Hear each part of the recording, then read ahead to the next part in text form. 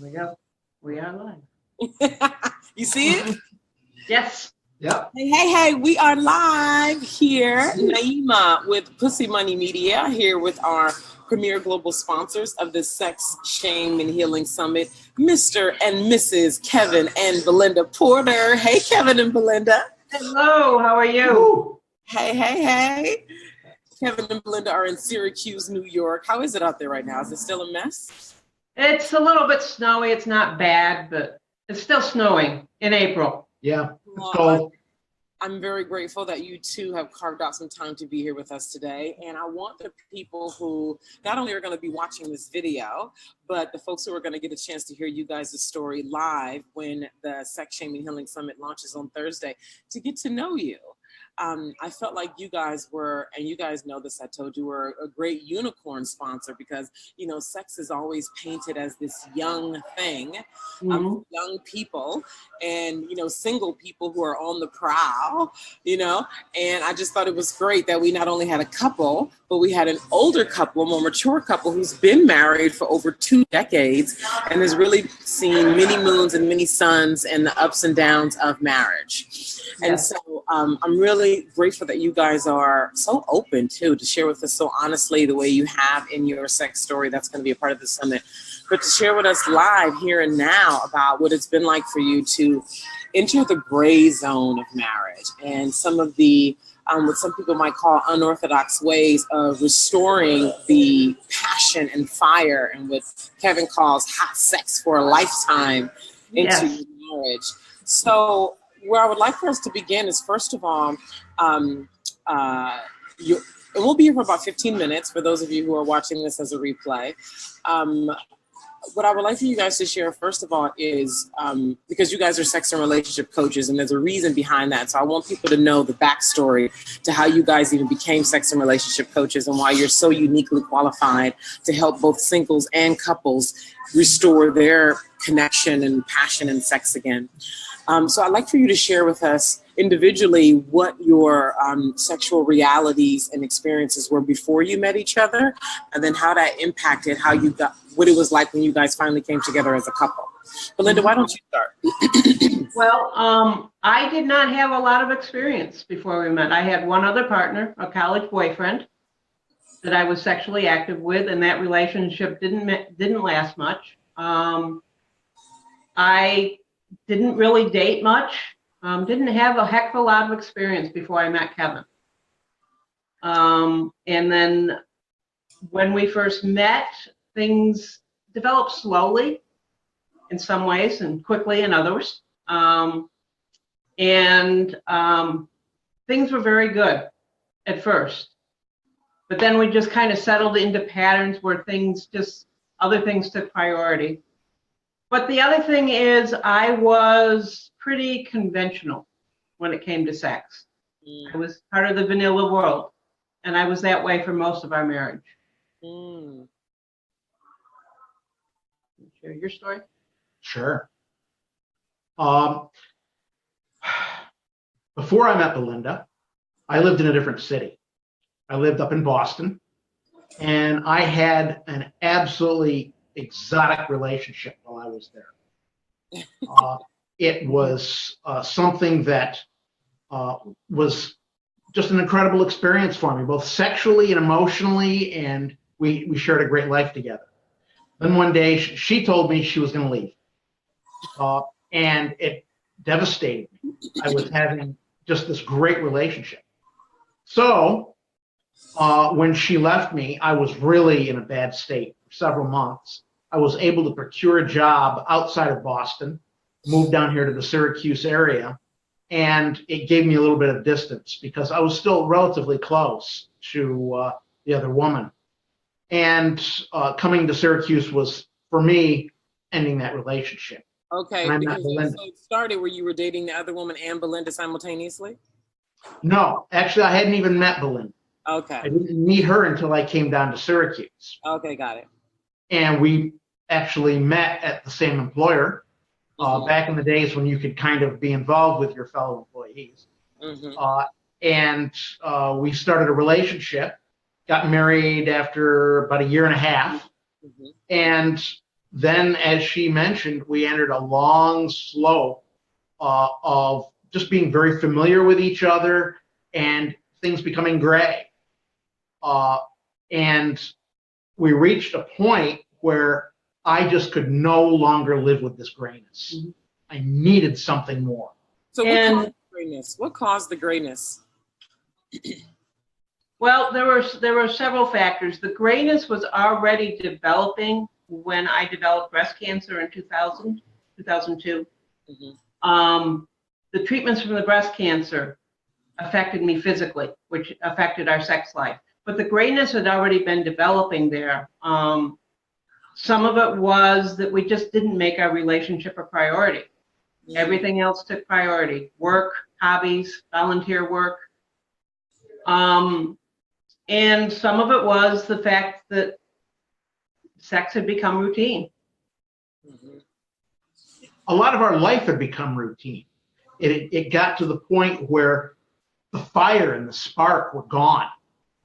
And what I wanted to do was find a way to reignite that again, to turn us into a couple that enjoyed each other as lovers, sexual partners, who enjoyed spending time with each other, and all in all had a relationship that was just full of juice. Exactly. So what, Kevin, was there, because you mentioned that you just couldn't handle the gray anymore, was there a single moment that made you say, okay, enough is enough, or was it a culmination of events? Yeah.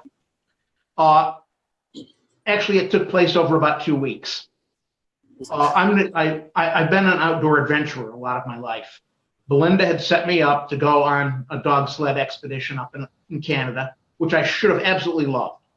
I came back and I felt like I had just wasted the time. No fire there at all in me about it. And I was driving to work shortly thereafter one morning, and I was just so sick of life. I was just losing all of my desire for it. And I saw a tractor trailer coming at me, or over in the other lane, and I thought, it would just take a quick moment, just swing right over into him and hit him head on. Just get the whole thing over with. Wow. I was so sick and tired of this gray existence. And I really thought there was no hope, no way of bringing it all back. Mm-hmm. But something in me said, no, you can do this. You've done other big and hard things in your life. You can do this. And I made the decision then to start looking. That was the moment. Got it. So then it became this years of you guys waking up together, right? And then there was a decision to become coaches. So share with me, if you will, we have about 8 minutes left. Share with all of us the space in between going from gray to what's the Technicolor, and then what inspired you guys to become coaches, and what's that been like? Well, it actually started the evening before our 25th wedding anniversary. The big story. Yep, when my husband introduced me to orgasmic meditation. Yes. And we dived pretty deeply into that pretty quickly. And he knew early on that he wanted to be a coach in this. I also attended the coaching program for orgasmic meditation, but I did it at the time. I was saying it was for personal reasons. Mm-hmm. What I can admit now was I was afraid of being left behind if I didn't do it. I so love that you admit that. I just love the honesty of that, It's still hard to admit. I'm getting chills right now.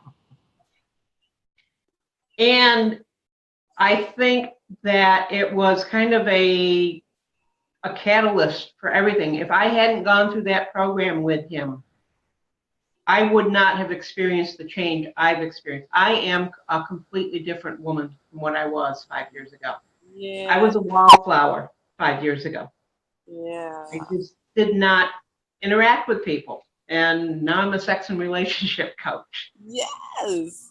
So tell us how that came about. Tell us how it came about, how long you guys have been sex and relationship coaches, and what it's been like with you and your clients. Well, Kevin's been a sex and relationship coach how long? Since 2015. Yep. Okay. As I said, when I went through the other program, I did not go to be certified. But in 2016, we went to a program with Miss Jaya. And things had turned around quite a bit before we started working with Jaya. Mm-hmm. But our work with Jaya actually helped us understand ourselves and each other even better. Mm-hmm. And it was that work that said to me, I need to become a coach and I need to start showing people about this. Not just what we learned from Jaya, but the whole thing about overcoming sexual shame, because that was a lot of my problem. I had a lot of shame around my sexuality. And I needed to overcome that before we could really start interacting the way that we wanted to and to have that use. And I know I'm not necessarily objective, but she's a hell of a coach. Yeah. Yeah. I love watching her in action. So tell us, what's it been like working with your clients? What are some of the transformations you've seen with your clients? What's the reward been for you in working with your clients? I had one client, she was a single woman, and I'm trying to work out how much I can say and how much I can't, confidentiality wise. Yeah. But she learned more things about herself from working with me than she had over, I think it was like 20 years of being sexually active. Yeah. And learning more about herself helped her learn more about what she's looking for when she's interacting with others. That's right. So what was it like for you knowing that you were a part of that for her? Oh, it was thrilling. And just, I loved our sessions. I loved our sessions because she lit up during the sessions. Yeah. It's so great to have a front row seat in people's intimate transformations, isn't it? It is. It is. It just do that forever. It's just so good. It's just getting the people to discover that you exist, right? Mm-hmm. Yes. Kevin, how about you? Oh, let's see. Which story would be a good one to pull out from my various clients? What about some of the men you guys have worked with, Kevin? Yeah, I'm thinking right now of, well, let's see. I had one client who, he's a single guy, and he has some challenges to work through physically. And he has been looking for relationship. It's been hard for him to find relationships because of his physical challenge. And what I helped him to work through the whole area of being able to be okay with his challenge, to not judge himself negatively because of it, and to help him to understand what it was that he was really looking for so that he could have the success that he was looking for in a relationship. Mm-hmm. And it was fun sometimes because he didn't quite realize that inside, this is what he was looking for. But when he would light up, it was so obvious as I was working with him, what it was that he really wanted. And one day I just said it right out to him. So this is what you're really looking for. And he just stopped. And his eyes went wide, and he sat there for probably about 5 or 10 seconds speechless. And he looked at me and he said, "Oh my God, you're right." And it changed his whole perspective on how he was looking for a relationship. Yeah. It was just a fabulous experience. It sounds like you reflected beautifully. That's what I'm hearing. Well, yeah. Yeah. And that's the beauty of coaching, you know, for all of us, is we're so in our independently, And so we don't see it. We're so close to it. It's, it's like right in front of us. And then as soon as we get a coach who can listen to us, watch us, be with us, get into the intimacy of it, they can see something that is just so obvious, but we just don't see it. Yep. So yeah, that really sounds like a beautiful reflection. And that always helps to like loosen up things that seems to be cluttered in the mind, and to make and to be seen too. You helped him to be seen, like, oh my God, you see me. So that's always a beautiful thing. So we're gonna wrap up now. What I want to say to those of you watching this video is you want to definitely come back to either Kevin and Belinda's page or my page on Thursday, which the April 12th, because that's when the Sex, Shame, and Healing Summit launches. And you will be able to enter to hear not only Kevin and Belinda's story, more details about that, but also you'll be able to hear the stories of dozens of other men and women around the world who are sharing their unique sex stories. We have 10 different countries that are going to be joining, with dozens of other speakers. So you want to come April 12th to either this page, my page, or Kevin and Belinda's page to get the link to opt in for those videos. And Kevin and Belinda, how can folks get a hold of you who want to discuss working with you? They can go to our Facebook page, which is at Heat Effect Life Coaching, or they can go to our website, which is heateffectcoaching.com. And we'll put that in the link. Yes, heateffectcoaching.com. Yes. And folks will also be able to get that information when they opt into the summit, because we make sure people can find you, since you are and we're so grateful that you guys are our premier global sponsors. So also, if you have questions and you want to ask them here on this video, feel welcome to put them in the comments, and Kevin and Belinda will come back here and see if there's something they can answer for you. They would be delighted to do that. So thank you guys so much for joining us. Kevin and Belinda, thank you for carving out time. And we look forward to you guys joining us inside of the Sex, Shame, and Healing Summit, launching Thursday, April 12th, which is just 2 days away. Lots of love. Thank you. Bye, everybody.